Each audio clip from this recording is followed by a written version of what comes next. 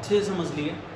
पहला topic Euclid division lemma, दूसरा fundamental theorem of arithmetic. I hope कि आपको बहुत अच्छे समझ में आ गए होंगे, कोई डाउट नहीं होगा।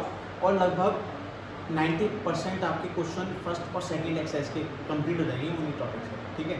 अब आपके बच्चे दो एक्सरसाइज, यानी थर्ड एक्सरसाइज के अंदर आता है प्रूविंग इरेशनल नंबर, यानी अब आपको नंबर को इरेशनल प्रूफ करना है। वो कैसे करेंगे समझते हैं। एक क्वेश्चन में आपको बहुत अच्छे समझ में आ जाएगा, ध्यान से समझिएगा। क्वेश्चन लेके चलते हैं। √2, ठीक है, √2 इसको इरेशनल प्रूफ करना है।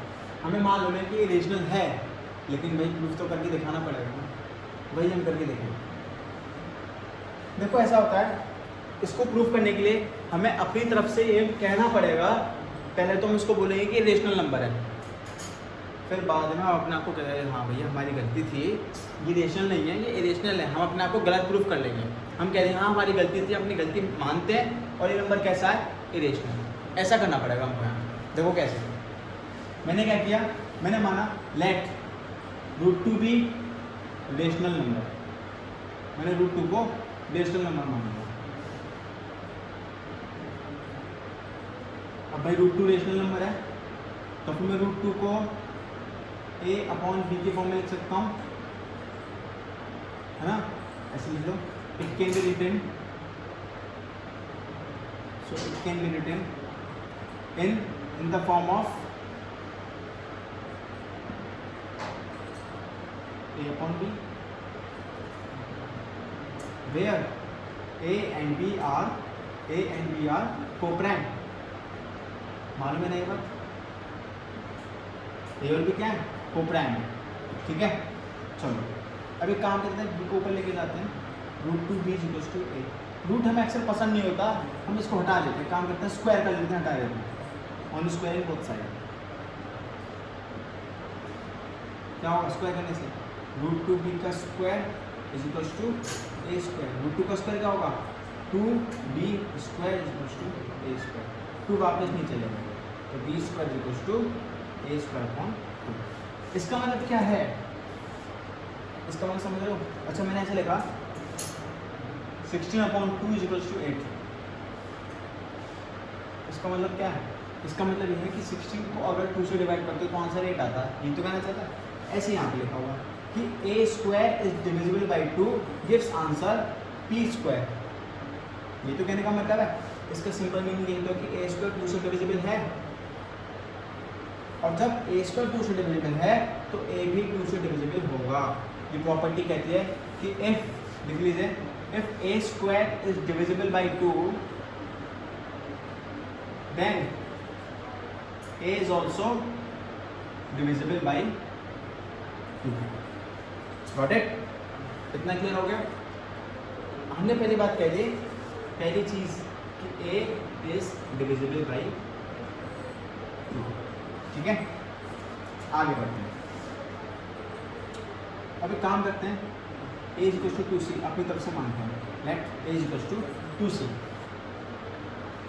2 क्यों, अगर √2 है तो 2c मानेंगे, √3 है तो 3c मानेंगे, √5 है तो 5c मानेंगे। आई बात समझ। तो a को 2c माना, अब यहाँ स्क्वायर किया, यहाँ भी स्क्वायर कर लेते हैं, on squaring both side. Square किया तो a² = 2 का स्क्वायर क्या होगा, 4c²। और a² की वैल्यू कितनी है, 2b²।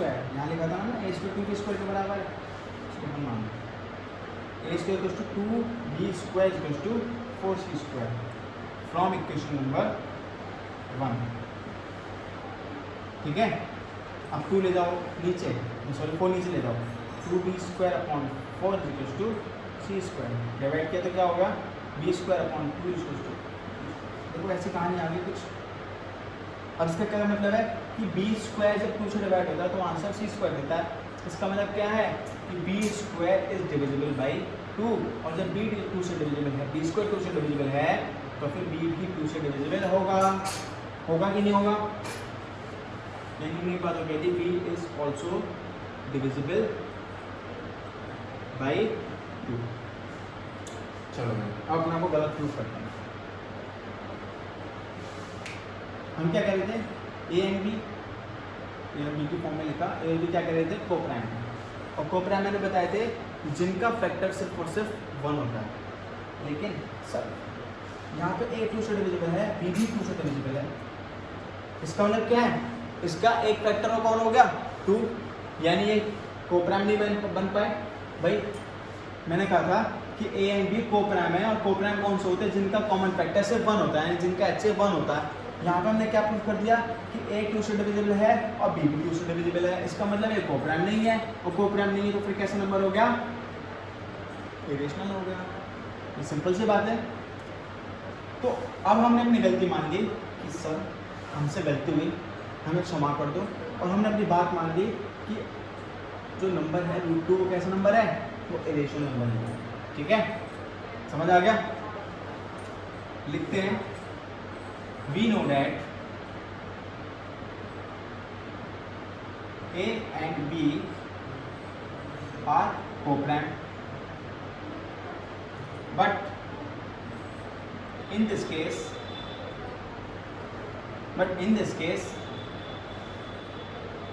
A and B are also divisible by 2, यानी A और B 2 से डिविजिबल हो गए। It means our contradiction was wrong, हमने जो माना था वो गलत था। And hence √2 is irrational number।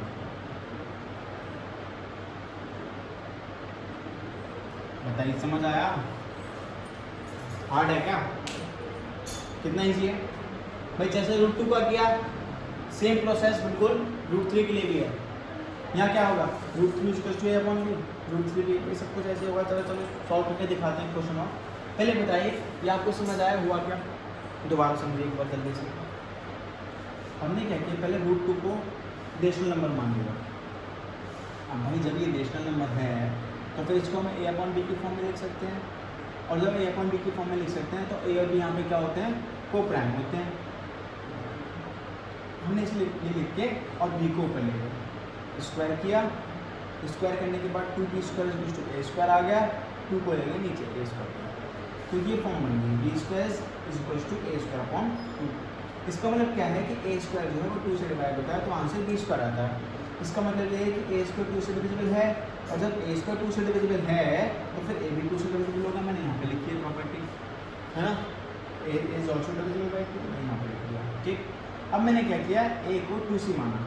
अगर √2 है तो a को 2c मानेंगे, √3 है तो a को 3c मानेंगे, √5 है तो a को 5c, यानी जो भी रूट के अंदर होगा वही मानेंगे इसको। ठीक है, उतना ही c मानेंगे। फिर दोबारा से स्क्वायर किया, a² 4c² लिखा, 4 को ले गए नीचे, फिर से वही कंडीशन बन गई कि b² divisible by 2 gives answer c²। इसका मतलब ये है कि b² 2 से डिविजिबल हो गया, और जब b² 2 से डिविजिबल है तो फिर b भी 2 से डिविजिबल हो गया। अब एक बात बताओ कि हम अभी कह रहे थे a और b कोप्राइम है, यहाँ पे a और b दोनों ही 2 से डिविजिबल हो गए। It means our contradiction was wrong and hence √2 is irrational number. समझ आया? अब आपको काम ये करना है कि अपनी तरफ से ये √3, √5, √7 इनको प्रूव करना है। अगर नहीं हो पाता है तो मुझे कमेंट बॉक्स में कमेंट डालना, इतना काम आपको करना है। ओके, इसको कॉपी कर लीजिए।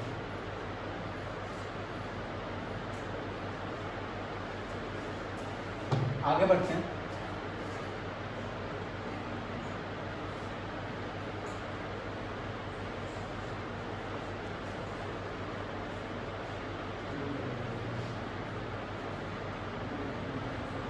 कभी कभी वो क्या करते हैं, एग्जामिनर्स होते हैं, वो क्या करते हैं, बच्चों को कंफ्यूज करना चाहते हैं और क्वेश्चन ऐसे दे देते हैं 1/√2। बेचारा बच्चा कंफ्यूज कैसे करें इसको, कंफ्यूज क्यों हो?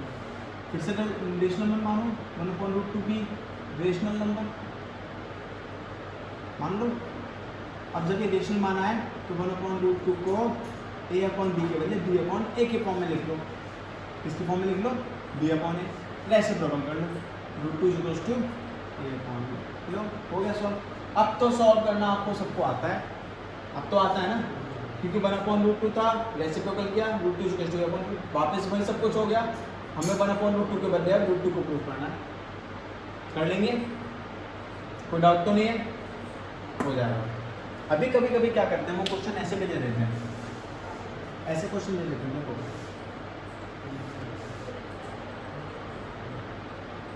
2 + √3 ऐसा क्वेश्चन दे देगा। तो ऐसे क्वेश्चन जब भी आते हैं तो उसमें पहले से ही हमको मालूम होता है, और जो टीचर जो क्वेश्चन दे रहा है उसको भी मालूम होता है कि √3 जो है वो इरेशनल नंबर है, ठीक है। तो ऐसे क्वेश्चन कैसे किए जाते हैं बेटा, कि आप √2 + √3 को क्या मानेंगे, रेशनल मानेंगे, और रेशनल मानने के बाद इसको a अपॉन बी की फॉर्म में लिखेंगे। जो रूट वाला पार्ट है उसको यहीं छोड़ देंगे, बाकी सबको उधर ले जाएंगे, ठीक है। यानी √3 को यहीं छोड़ दो और a अपॉन बी -2 उसको सॉल्व करो। मेरे ऐसे कितना आ गया वो b बन जा b और a -1 b जा b और b × 2b, समझ आए। ऐसे लेना तो आता आप लोगों को, है ना। तो √3 क्या आ गया, a -2b upon b, a -2b upon b। ये जब आप इसको सॉल्व करेंगे तो एक सिंपल सा कोई नंबर ही तो आएगा, और ये भी नीचे नंबर है। तो √3 किस फॉर्म में आ गया, √3 किस फॉर्म में आ गया बेटा, p अपॉन q की फॉर्म में। गलत बात है ना, क्यों गलत बात, क्योंकि √3 आप क्या कह रहे हैं कि इरेशनल नंबर है, और √3 आपने p अपॉन q की फॉर्म में लिख दिया, इसका मतलब हमारा कॉन्ट्रडिक्शन फिर से गलत। अब हम क्या करते हैं कि 2 + √3 इज इरेशनल नंबर। लिख लीजिए, we know that √3 is a rational number, but here it is written in the form of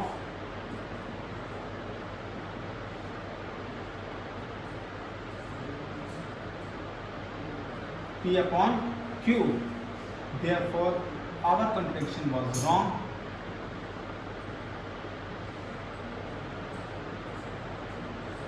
and hence 2 + √3 is a rational number। बताइए, समझ आ गया, कोई डाउट। कभी कभी क्या करेगा वो क्वेश्चन ऐसे घुमा देगा, 3 + 2 √2 दे देगा, तो आप क्या करेंगे, √2 को यहाँ अकेला छोड़ देंगे, ऐसे करके देखो, 3 + 2 √2 = a अपॉन b माने 3 ले जाओ उधर, 2 √2 = a अपॉन b -3, सॉल्व किया, b आया a -3b 2 √2, आगे लिख रहा हूँ, फिर √2 कितना हो जाएगा, a -3b अपॉन 2b, फिर से वही p अपॉन q की फॉर्म आ गई। कर सकते हैं ऐसे क्वेश्चन, तो इजी है बहुत। तो आपकी थर्ड एक्सरसाइज, जिसमें आपको बहुत सारे ऐसे ऐसे ऐसे ऐसे क्वेश्चन आपको एनसीईआरटी की थर्ड एक्सरसाइज में मिल जाएंगे, कर लीजिएगा। कोई भी डाउट आता है कमेंट बॉक्स में मुझे बताइएगा, मैं आपको हेल्प करूँगा पूरी, ठीक है। आपका थर्ड टॉपिक अच्छे से क्लियर हो गया, इरेशनल नंबर कैसे प्रूव करते हैं, ऐसे नंबर कैसे प्रूफ किए जाते हैं, √2 √7 √5, और ऐसे नंबर कैसे प्रूफ किए जाते हैं, आपने अच्छे से सीख लिया। दोनों टाइप अच्छे से क्लियर हो गए। पॉज करके वीडियोस को कॉपी करें। अब हम बात करते हैं अपना लास्ट टॉपिक, जो कि डिवाइजिंग इरेशनल नंबर, जिसमें हम डेसिमल एक्सपेंशन चेक करते हैं, ठीक है। मैं आपको बताऊं कि होता क्या है, आपके पास नंबर को और फर्दर डिवाइड किया जाता है, कैसे, terminating and non terminating, terminating and non terminating. भाई आपने क्या किया कि टर्मिनेट का मतलब क्या है, जैसे मैंने लिया सपोज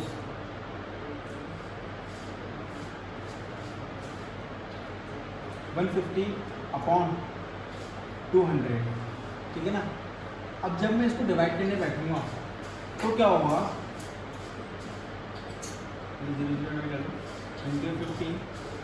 2.0 7 जा 140 हो गया, 10 बचा 0.00, 5 जा 100, हो गया 2 टर्मिनेट, यानी 2 डेसिमल प्लेस के बाद 15/20 क्या हुआ, 2 डेसिमल यानी 0.75 पे जाके ये खत्म हो गया।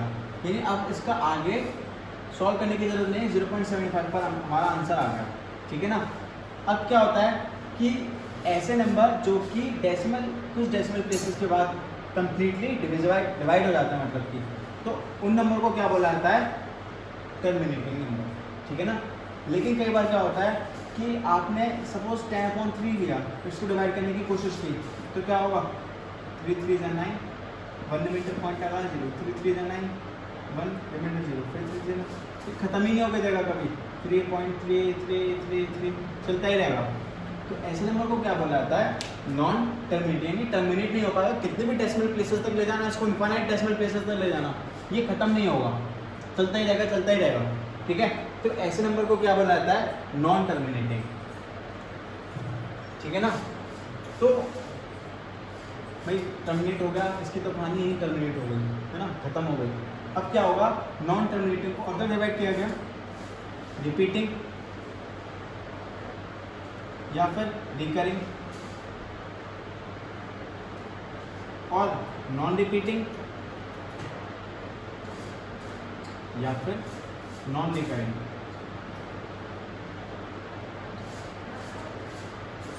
देखो भाई रिपीटिंग और रिकरिंग, रिपीटिंग का नाम, रिपीट मतलब क्या होता है कि कोई चीज़ अगर दोबारा से आ रही है, इसका मतलब वो रिपीट हो रही है ना।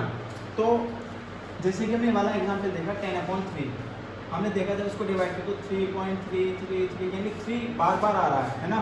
तो क्या हो रहा है, 3 बार बार आ रहा है, इसलिए इसको क्या कहेंगे, रिपीटिंग डेसिमल एक्सपेंशन। और अगर हम बात करते हैं 22/7 की, यानी पाई, ये पाई मालूम है ना आपको, पाई 22/7, अगर हम इसको डिवाइड करते हैं, देखो जरा 7 3 21 बनाया, पॉइंट लगाओ 0, 7 in the 7 3 0, 7 from the 28 7 from the 14 6 7 8, देखो क्या है 3.1428 बहुत आगे तक जाएगा। यहाँ पे जो डेसिमल आएंगे वो रिपीट नहीं होंगे, इसलिए इसको क्या कह दिया, नॉन रिपीटिंग या फिर नॉन रिकरिंग। आई बात समझ। अच्छा एक बात तो बताना चाहता हूँ कि टर्मिनेटिंग वाले जो है वो रेशनल नंबर होते हैं, नॉन टर्मिनेटिंग में रिपीटिंग वाले रेशनल होते हैं और नॉन रिपीटिंग वाले इरेशनल होते हैं,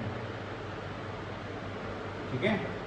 बात याद रखना, टर्मिनेटिंग इरेशनल होते हैं और नॉन टर्मिनेटिंग में सिर्फ रिपीटिंग वाले इरेशनल होते हैं, बाकी नॉन रिपीटिंग कौन से होते हैं, इरेशनल नंबर होते हैं, ठीक है। अब इसका यूज़ क्या है कि हमें क्या करना पड़ेगा, कैसे क्वेश्चन मिलेंगे एनसीईआरटी में, वो मैं आपको क्वेश्चन करके दिखा रहा हूँ और कैसे सॉल्व किया जाता है वो तरीका बता रहा हूँ, ठीक है। देखिए एक थ्योरम है, वो थ्योरम मैं आपको बता दूँ। थ्योरम ये कहती है any rational number has terminating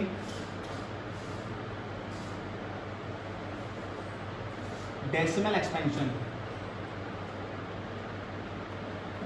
if the factor of denominator is in the form of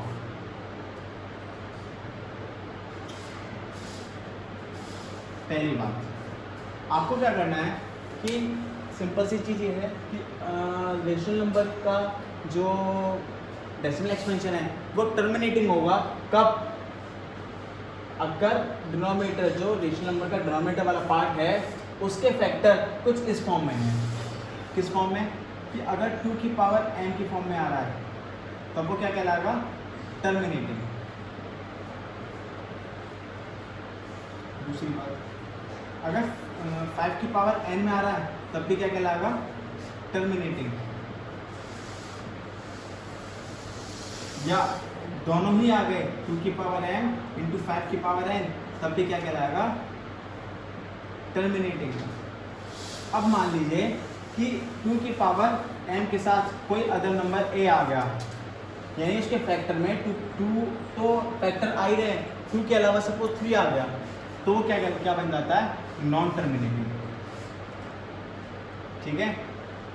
अगर 5 की पावर n है उसके साथ कोई नंबर a आ गया तब भी क्या बन जाता है नॉन टर्मिनेटिंग, और 2 की पावर m है, 5 की पावर n है, इसके साथ कोई नंबर आ गया तब भी वो क्या बन जाता है नॉन टर्मिनेटिंग। यानी सिंपल सी बात ये है कि रेशनल नंबर का डेसिमल एक्सपेंशन टर्मिनेटिंग कब होगा, जब उसका डिनोमिनेटर का जो फैक्टर है या तो सिर्फ और सिर्फ 2 की पावर n की फॉर्म में हो या सिर्फ और सिर्फ 5 की पावर n की फॉर्म में हो, ठीक है, या फिर दोनों ही मौजूद हो, 2 की पावर m इंटू 5 की पावर n, तब भी वो क्या बन जाता है टर्मिनेटिंग। अगर 2 की पावर n के साथ कोई अदर नंबर आया या 5 की पावर n के साथ कोई अदर नंबर आया या दोनों के साथ कोई अदर नंबर आया तब वो नॉन टर्मिनेटिंग बन जाता है। बात समझ आ गई? अब जरा एक क्वेश्चन करके देखते हैं, आपको क्लियर हो जाएगा। इतना कॉपी कर लीजिए, इंपॉर्टेंट है।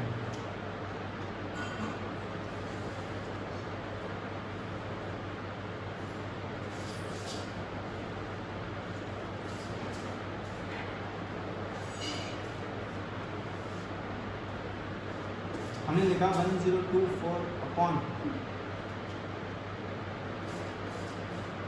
3125, ठीक है। हमने क्या किया कि चेक करना है कि इसको अगर हम डिवाइड करके देखते हैं तो वो डेसिमल एक्सपेंशन टर्मिनेटिंग हुआ फिर नॉन टर्मिनेटिंग। अब एक बात बताओ, अगर हम इसको डायरेक्टली डिवाइड करना स्टार्ट कर दें तो क्या आंसर आ जाएगा, फिर कहाँ तक जाए कुछ पता है? तो 23 डेसिमल प्लेसेस के बाद अगर ये टर्मिनेट हो रहा हो तो क्या 23 टाइम्स डिवाइड करोगे, तो बहुत हार्ड हो जाएगा ना। इसीलिए वो मेथड क्या होता है कि आपको क्या करना पड़ेगा कि 312 के फैक्टर 325 जो डिनोमिनेटर वाला पार्ट है उसके फैक्टर करने होंगे, और जो फैक्टर करेंगे देखो 5 से 5 से 30 5 2 के 10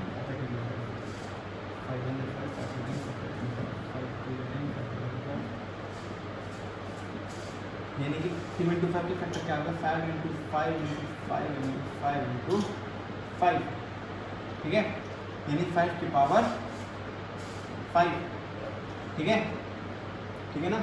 तो अब एक बात बताओ कि 1024 अपॉन 5 की पावर 5, और हमने कहा था कि डिनोमिनेटर के डेसिमल एक्सपेंशन वो फैक्टर जो है वो 5 की पावर m की फॉर्म में आता है, तो वो क्या बन जाता है टर्मिनेटिंग। यानी सिंपल सी बात है कि ये कैसा हो गया टर्मिनेटिंग हो गया, सिंपल। अब अगर मान लीजिए एक और क्वेश्चन मैंने आपको दिया,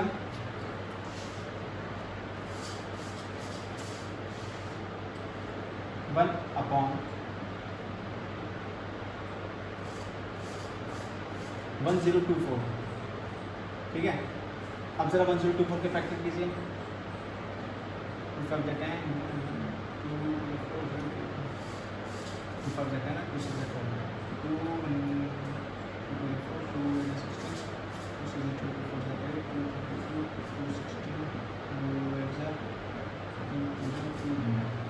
यानी क्या हुआ 1024 के फैक्टर कैसे आए हैं 2 की पावर 1 2 3 4 5 6 7 8 9 10 2 की पावर 10, यानी फिर से क्या हुआ फैक्टर किस फॉर्म में आए, factor is in the form of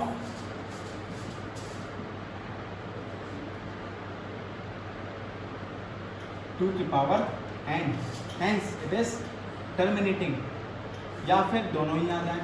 suppose 1/100 क्या होगा 100 के फैक्टर करके देख लीजिए,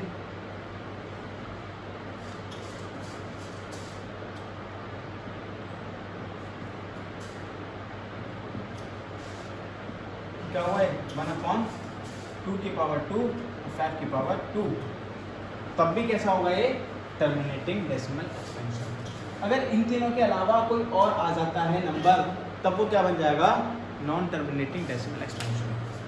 समझ आया आप लोगों को? तो यहाँ जाकर आपका पूरा चैप्टर अच्छे से कंप्लीट हो चुका है। आपने क्या क्या पढ़ लिया थोड़ा सा समराइज कर लेते हैं ताकि याद आ जाए कि हाँ सर ने हमें ये पढ़ा था, हमने ये पढ़ा था, इसको थोड़ा रिवाइज कर लेते हैं, ठीक है। पहली चीज़ हमने क्या पढ़ी, क्यूबिक डिवीजन लेना,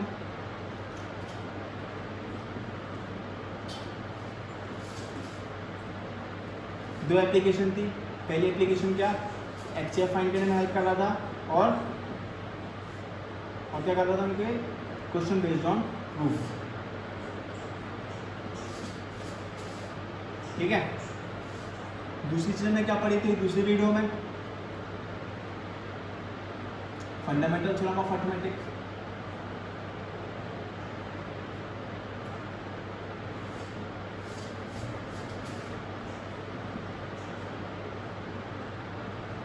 उसमें क्या पढ़ा हमने, उसमें भी 2 यूजेस थे, क्या क्या, HCF एंड LCM, और फाइनली एक कंक्लूजन निकाला था कि LCM into HCF is equal to first number into second number, ये कंक्लूजन हमने निकाला था, ठीक है ना।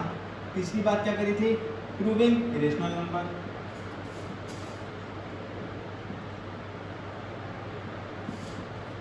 इरेशनल नंबर प्रूव करने में क्या किया था भाई, √2 √3 या 3 प्लस √2 5 प्लस 2 √2 ऐसे नंबर इरेशनल प्रूव करना सीख लिया। और फाइनली हमने क्या सीखा, decimal expansion, terminating and non terminating, वो मेथड हमने अभी आपको बता ही दिया, ठीक है। तो ये पूरा चैप्टर सिर्फ और सिर्फ इन 4 टॉपिक में ही बंधा हुआ है। ये 4 टॉपिक आपने अच्छे से पढ़ लिए, आपका रियल नंबर 99% कंप्लीट हो चुका है। थोड़े बहुत 1-2 क्वेश्चन एक्स्ट्रा एनसीईआरटी में, वो आप देख लीजिएगा। अगर आपको नहीं समझ में आते हैं, आप मुझे कमेंट बॉक्स में प्लीज़ कमेंट कीजिएगा कि सर मुझे क्वेश्चन नहीं समझ में आया। मैं चाहे आपको कैसे भी व्हाट्सएप पे, यूट्यूब पे चाहे दूसरी वीडियो बनाऊंगा उसके लिए, क्वेश्चन के लिए, लेकिन मैं आपकी हेल्प ज़रूर करूँगा। और आप सभी से रिक्वेस्ट है कि अगर आपको हमारी ये वीडियो अच्छी लगी तो प्लीज़ एक लाइक बनाइए, क्योंकि इतना मेहनत किया हम लोगों ने, एक लाइक तो बनता है यार। और सब्सक्राइब कीजिए, शेयर कीजिए, ताकि आप जैसे जितने भी दोस्त हैं जिनको प्रॉब्लम आती है मैथ्स में, साइंस में, SST में, वो सारे डाउट्स बिल्कुल क्लियर हो जाएं। जुड़े रहिए हमारे साथ। Thank you.